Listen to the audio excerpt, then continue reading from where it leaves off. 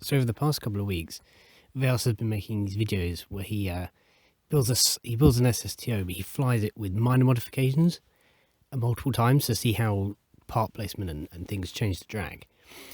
And while watching these, I've remembered that I have a KOS script that flies SSTOs. So surely I can use that to fly them exactly the same every time. The program works as follows.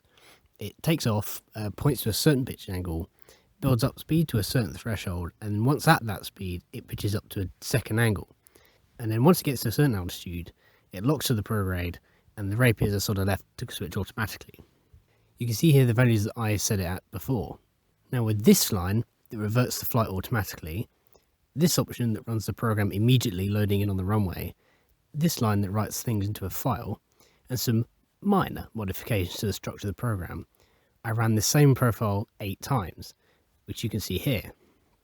The first flight had a much higher final DeltaV on orbit, which I assume is because it was the only one that wasn't flown at time warp at any point.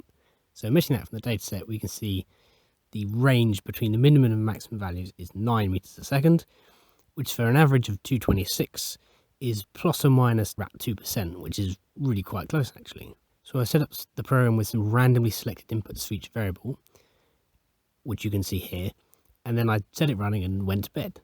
And of course it broke almost immediately, which I didn't find out till the morning.